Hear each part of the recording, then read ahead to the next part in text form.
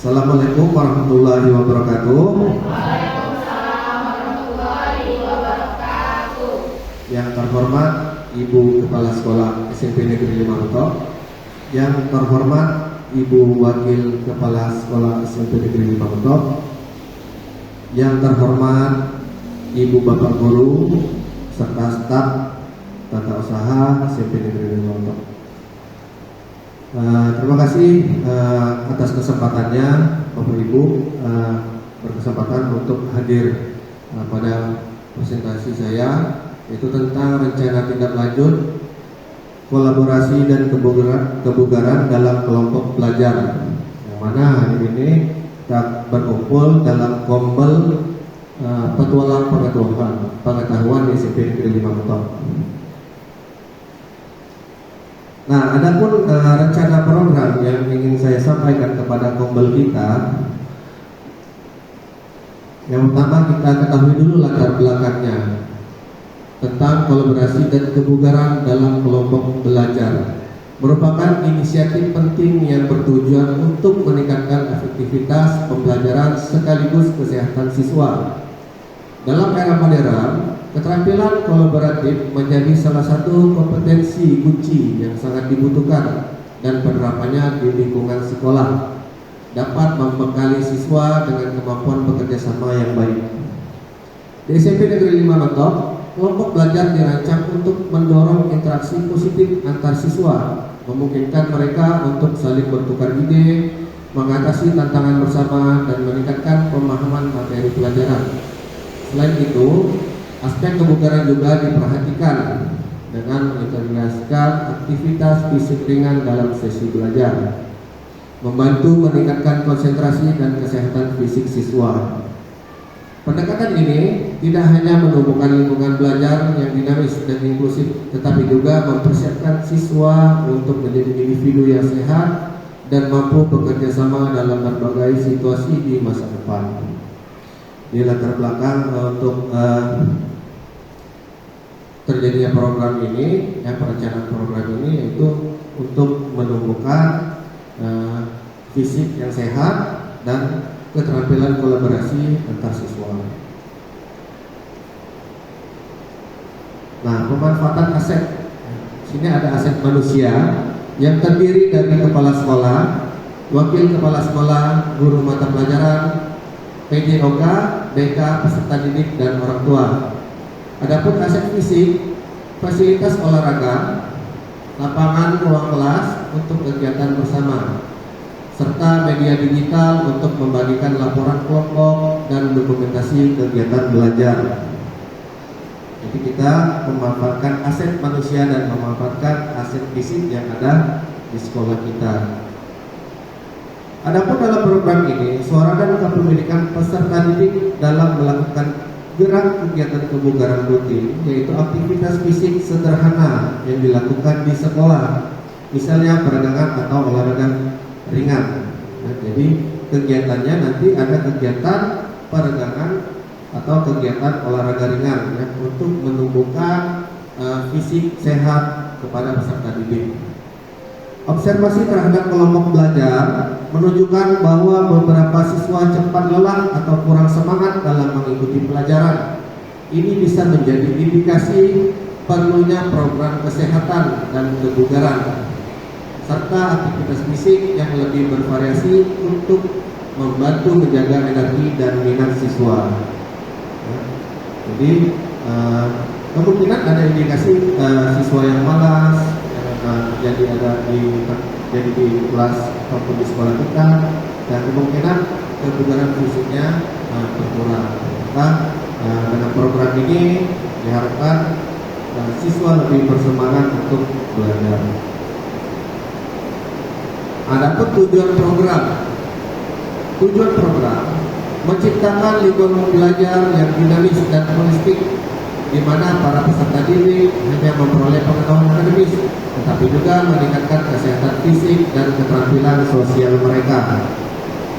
Mendorong interaksi positif antar anggota kelompok melalui kegiatan kolaboratif yang memfasilitasi pertukaran ide dan pengalaman. Selanjutnya, menceritakan aktivitas kebugaran. Program ini berusaha untuk meningkatkan kesejahteraan fisik dan mental peserta sehingga mereka dapat mencapai keseimbangan antara belajar dan gaya hidup sehat. Nah, jadi diharapkan nanti peserta didik dapat belajar dan menerapkan gaya hidup sehat. Peserta didik dapat mengatur aktivitas fisik dalam kelompok belajar untuk menjaga kesehatan. Selanjutnya, peserta didik diharapkan dapat mengembangkan kemampuan berpikir kritis, kerjasama tim, dan kebiasaan hidup sehat yang bermanfaat jangka panjang. Jadi tujuannya adalah peserta didik dapat berkelompok, belajar berkelompok, berkolaborasi untuk menjaga kesehatan. Ada pencapaian yang akan diharapkan. Ya. Yang pertama, pengenalan. Ya. Guru mengenalkan pentingnya kolaborasi dan kebugaran dalam kelompok belajar serta membangun pemahaman dasar tentang hidup sehat. Ya. Yang kedua, eksplorasi, menggali informasi lebih dalam tentang cara-cara hidup sehat dan kolaboratif serta mencari ide kegiatan kebugaran yang menarik. Jadi siswa menggali informasi ya, tentang cara-cara hidup sehat dan berkolaborasi, bekerja sama untuk mencari ide kegiatan ya, kegiatan kebugaran. Nah, tahap proyeknya mengembangkan konten kampanye ya, dan mengimplementasikan aktivitas kebugaran bersama di lingkungan sekolah. Nah, nanti ada tahap proyeknya yang akan dikerjakan siswa dalam bentuk kampanye ya. Bisa dengan kampanye hidup sehat, bisa mengkampanyekan dari video. Terus akhir proyeknya mengevaluasi hasil proyek dan dampaknya terhadap kelompok belajar serta anggota lain yang terlibat. Jadi dievaluasi lagi apakah berdampak terhadap siswa ya, tentang latihan kebugaran ini. Itu yang diharapkan dalam capaian. Nah, struktur program dan mitra dalam komunitas belajar. Nah, dalam program ini atau kegiatan ini yang dibuat merupakan sebuah program kegiatan kokurikuler di sekolah di mana siswa secara berkelompok terlibat dalam aktivitas belajar kolaboratif serta praktik kebugaran secara rutin. Program ini dilaksanakan selama 1 bulan ya, dengan pertemuan mingguan dan fokus pada pengembangan keterampilan kolaborasi dan kebugaran fisik. Nah, nanti rencananya program ini dalam gombel kita, Bapak Ibu ya, diharapkan nanti bisa berjalan ya, dengan rentang waktu kurang lebih 1 bulan. Ya. Yang sudah saya susun ruang dan waktunya. Ya. Fokusnya pada keterampilan kolaborasi dan kebugaran fisik. Yang kedua, siswa yang terlibat yaitu kelas 8 ya, baik laki-laki maupun perempuan dengan usia kurang lebih 13 tahun. Ruang dan waktu pelaksanaan, tempat ada ruang kelas dan area lapangan terbuka untuk kegiatan kebugaran ya. Jadi nanti ada kegiatan kebugaran dan kegiatan kolaboratif. Nah, durasi programnya yaitu 4 minggu ya, nanti kita laksanakan dalam 1 bulan itu. Terus ada frekuensi 2 kali per minggu. Jadi 1 minggu itu ada 2 kali kegiatan, 1 sesi kolaborasi ya, dan 1 sesi kebugaran. Nah, disitu nanti terbagi 2 sesi. Nah, waktu pelaksanaannya kurang lebih pukul 14 sampai 16 menyesuaikan jam selesai kegiatan utama kelas. Kenapa di sini jam 14 sampai jam 16? Karena kita menerapkan kegiatan kokurikuler yang mana kegiatan tersebut akan dilaksanakan di luar jam sekolah, ya, jadi tidak mengganggu pelajaran utama. Itu yang diharapkan.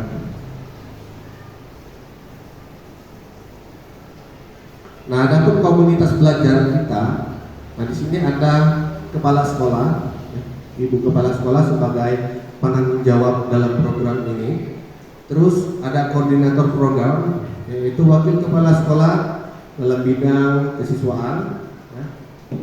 Perannya yaitu mengawasi keseluruhan kegiatan memastikan setiap sesi berjalan sesuai rencana, dan membantu dalam menyelesaikan masalah yang muncul selama pelaksanaan program. Jadi tugas wakil kepala sekolah nanti mengawasi seluruh kegiatan. Terus ada guru pembimbing, ya, kolaborasi dan kebugaran. Nah, di sini ada guru PJOK dan guru BK yang berperan kolaborasi antar dua mapel tadi, ya.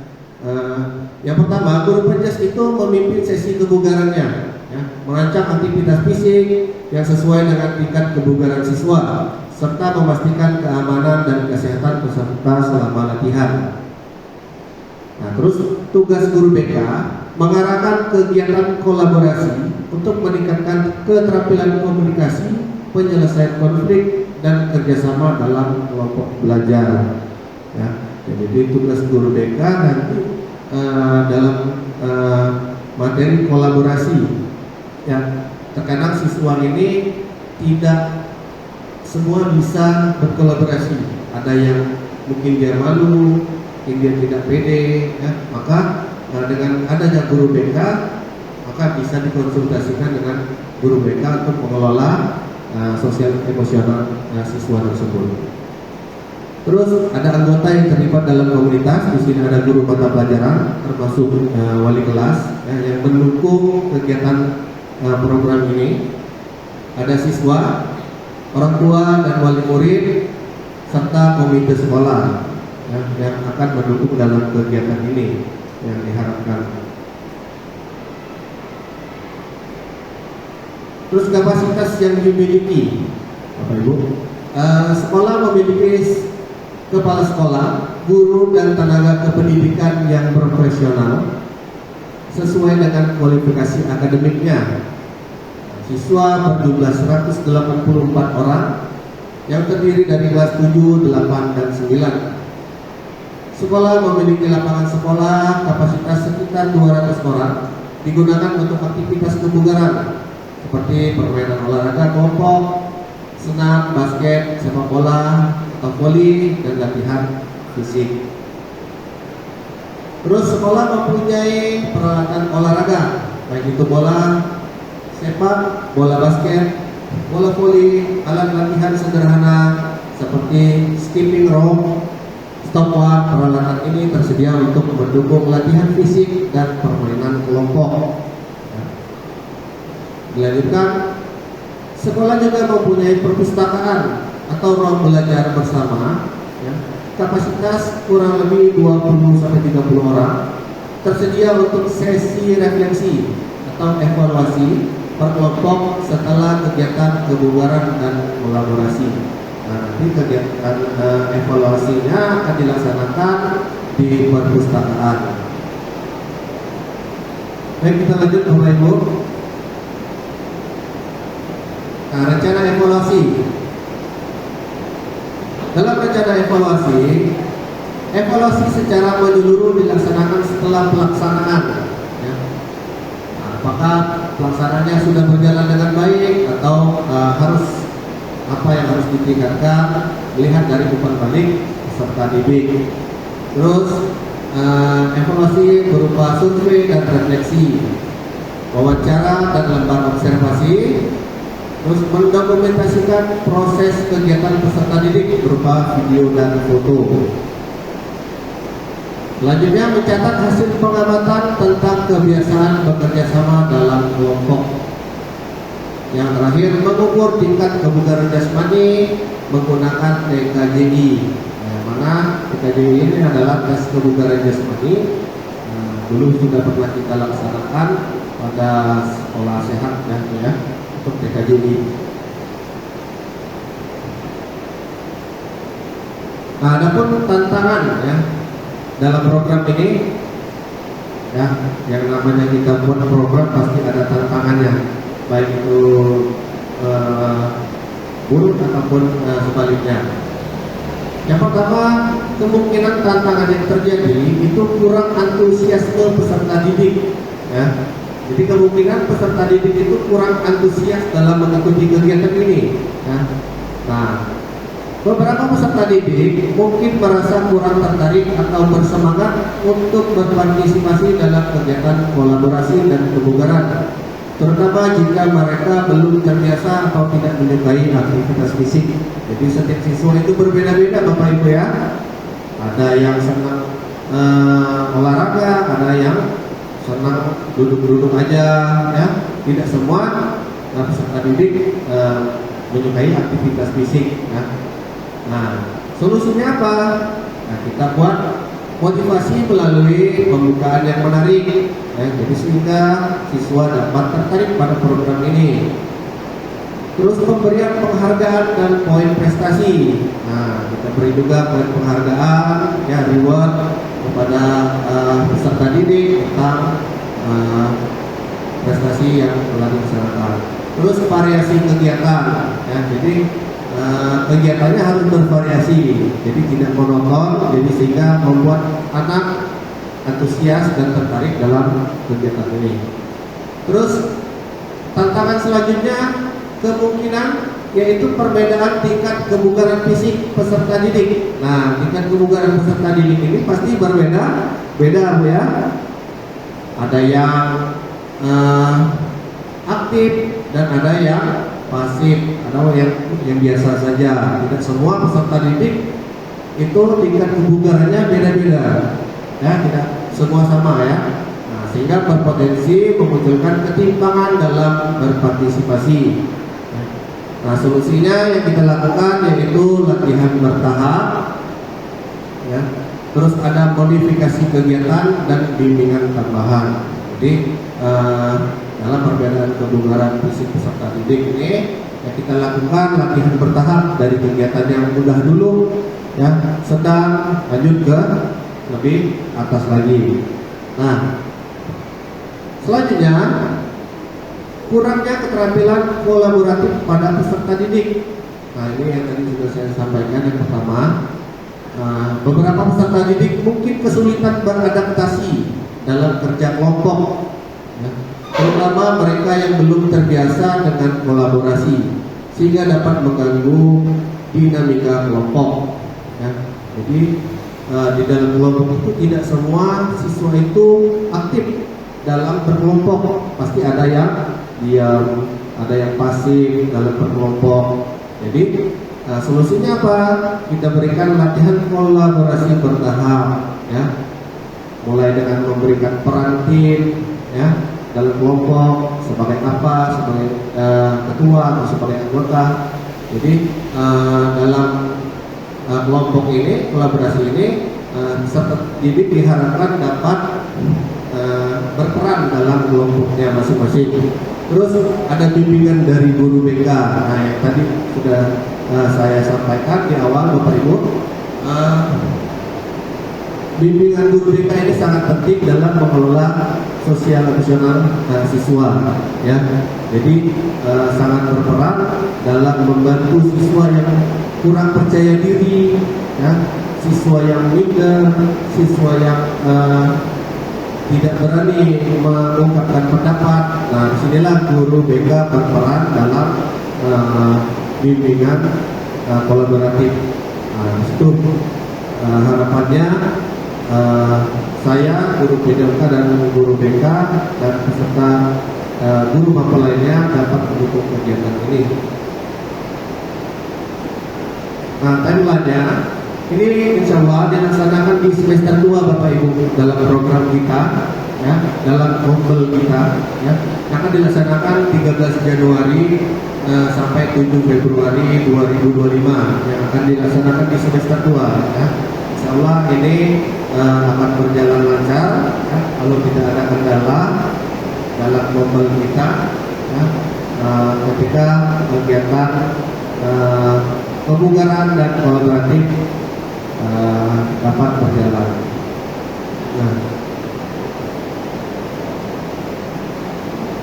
Nah, mungkin sampai di sini yang dapat saya sampaikan ya tentang program kolaborasi dan kebugaran dalam kelompok belajar.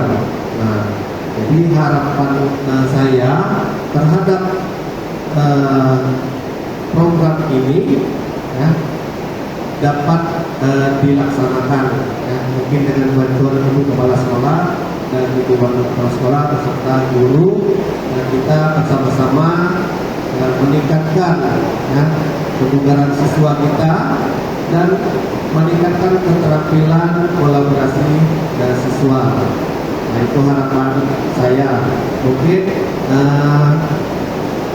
itu hasil presentasi saya. Kurang lebihnya saya mohon maaf ya. Saya akhiri. Wassalamualaikum warahmatullahi wabarakatuh.